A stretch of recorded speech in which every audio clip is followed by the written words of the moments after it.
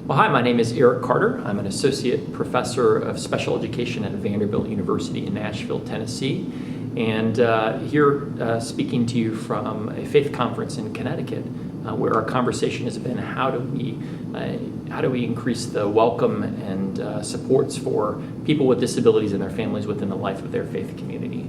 So as a faculty member at Vanderbilt, one of the things that I focus most often in my scholarship and teaching is really how do we design services and supports to help people with disabilities and their families truly flourish in all dimensions of their life.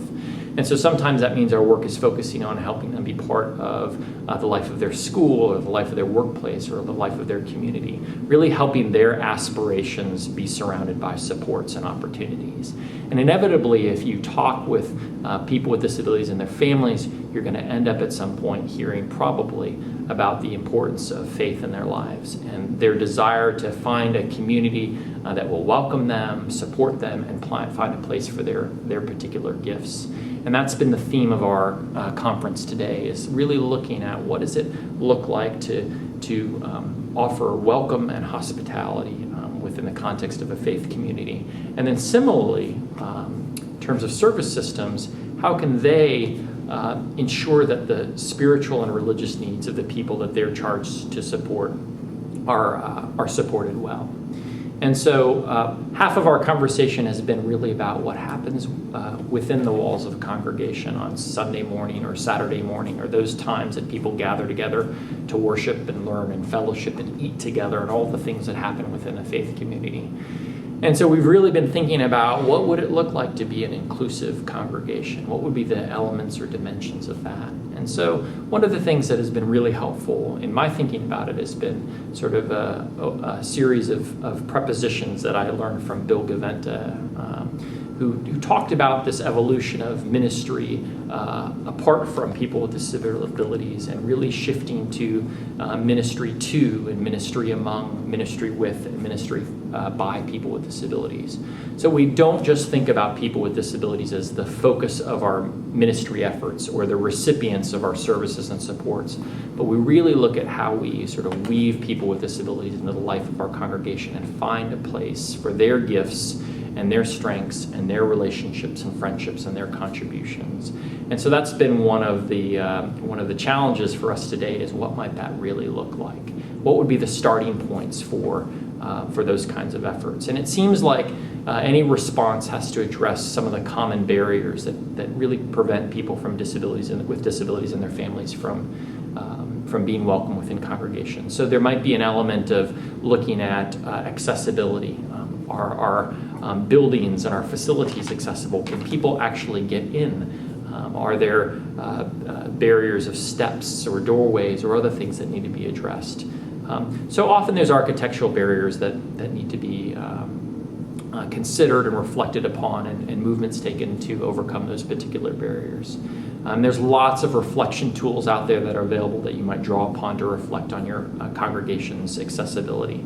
But probably architectural accessibility is not the biggest barrier for people with intellectual and developmental disabilities. Really, the biggest barrier is the lack of invitations that we extend. So how do we begin to think about who's living in our communities and the neighborhoods that surround a particular congregation, and how do we begin to extend personal invitations to them to let them know that we'd love to have you to be part of our congregation. We want to learn with you about how to support you well and find a place for your gifts. And so I think one of the first steps for many congregations is to begin to extend new invitations to people with disabilities and their families, to let them know that they'll be welcomed and that their presence is really desired.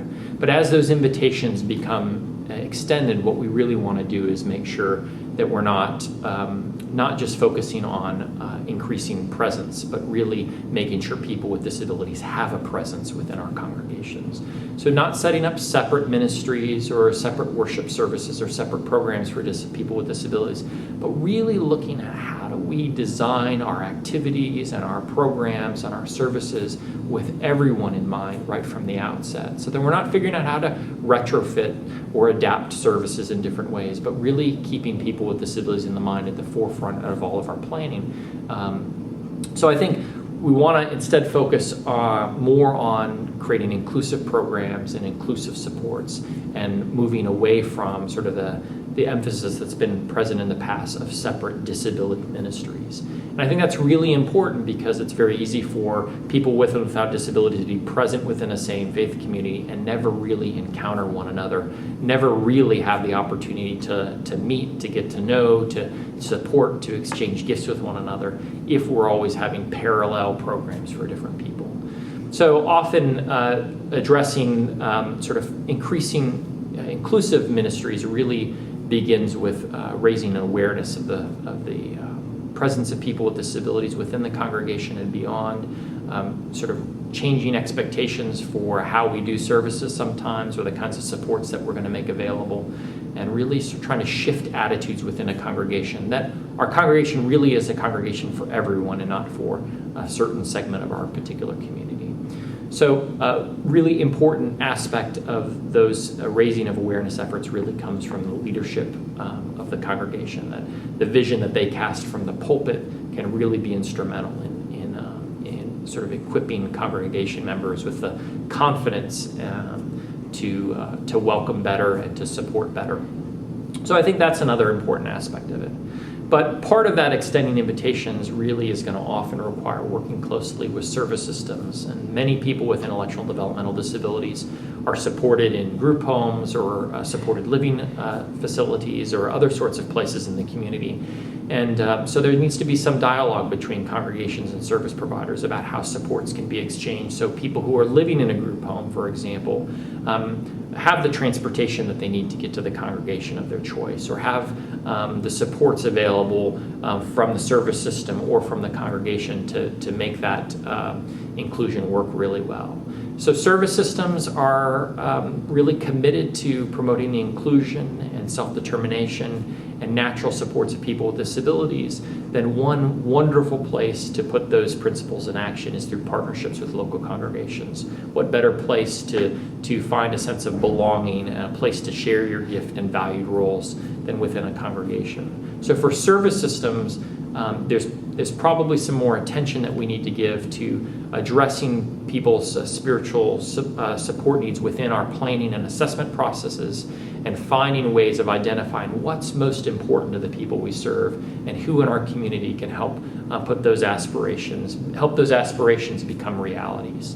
So what we envision today in this conference is efforts on the congregation side of things to increase invitations, expand our welcome, and deepen our hospitality to people with disabilities. And on the service side of things, to make sure we're attending to all dimensions of the lives of the people we serve. And then together we can work alongside people with disabilities and their families to make our congregations much more welcoming places for all of our communities. Thank you very much.